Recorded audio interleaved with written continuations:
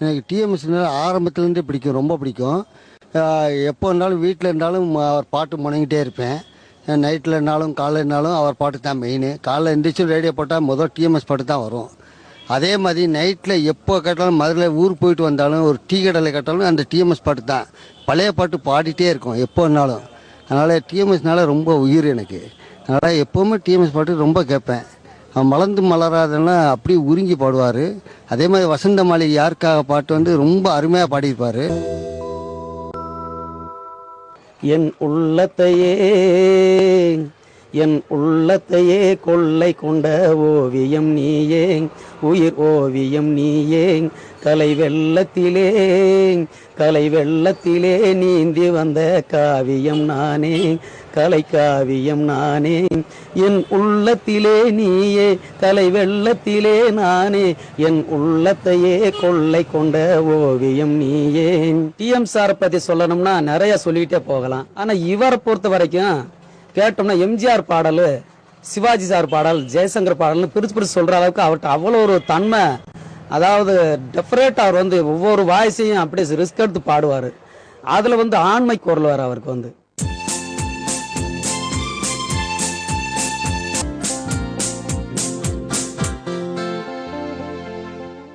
என் பேர் டிஜே சந்திரசேகரன், நான் மதுரைக்காரன். டிஎம்எஸ் ஐயாவும் மதுரைக்காரர் அப்படிங்கிறதுல எனக்கு ரொம்ப பெருமை. மதுரையை சார்ந்தவங்கிறதுனால வந்து டிஎம்எஸ் ஐயாவோட நான் வந்து பழகிறதுக்கு சந்தர்ப்பம் கிடைச்சது, அவரோட பேசுறதுக்கு பழகிறதுக்கு சந்தர்ப்பம் கிடைக்கிது. அவர் வாழ்ந்த காலத்திலே நானும் வாழ்ந்ததா ஒரு பெருமைப்பட்டுக்கிறேன். டிஎம்எஸ் ஐயா வந்து சமீபத்தில் ஒரு பேட்டியில் சொல்லியிருந்தார், அதை நான் கேட்க வாய்ப்பு கிடைச்சது. திருவிளையாடல் படத்தில் வந்து ஏபி நாகராஜன் ஐயா வந்து சொன்னாராம், இந்த மாதிரி சிவபெருமான் காடு வெட்டி விறகு விற்கிறவரை வர்றாரு, அவர் பாடுற மாதிரி பாவனையாக பாடணுன்னாரு.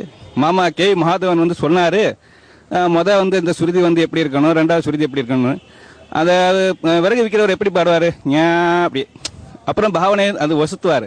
அது வந்து யாராலையும் பண்ண முடியாத ஒரு அற்புதமான குரலை கொண்டு அவர் செஞ்சிருப்பார். அது இன்னைக்கு கேட்டாலும் நல்லா இருக்கும். என்னுடைய ரிங்டோன் வந்து டிஎம்எஸ் ஐயா ரிங்டோன் தான் எப்போவுமே. அவர் ஐயா பாட்டு கேட்டுக்கிட்டே விழிக்கலாம், கேட்டுக்கிட்டே வேலை பார்க்கலாம், கேட்டுக்கிட்டே சாப்பிடலாம், கேட்டுக்கிட்டே தூங்கலாம், என்ன வேணாலும் பண்ணலாம். அத்தகைய பாட்டுகள் எல்லாம் அவர் ஐயா பாடின பாட்டில் இருக்கு. என்னுடைய பெயர் கே பாண்டியன்.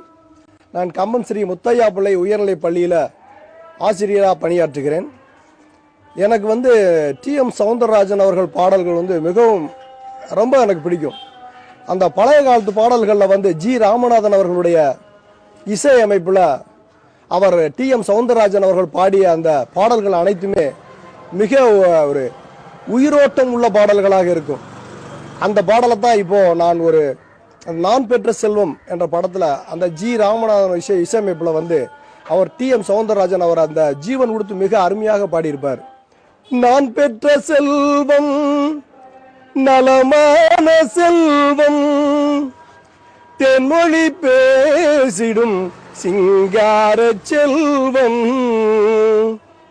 நான் பெற்ற செல்வம் நலமான செல்வம், தென்மொழி பேசிடும் சிங்கார செல்வம்.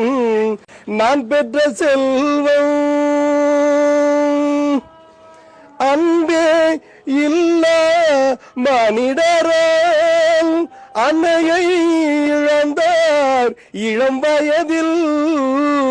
அன்பே இல்ல மனிதரால் அன்னையை இழந்தார் இளம் வயதில். பண்பே அறிய பாவியர்கள், பண்பே அறிய பாவியர்கள், வாழுகின்ற பூமி இது நீ அறிவாய் கண்ணே. நான் பெற்ற செல்வம் நலமான செல்வம், தென்மொழி பேசிடும் சிங்கார செல்வம். நான் பெற்ற செல்வம்.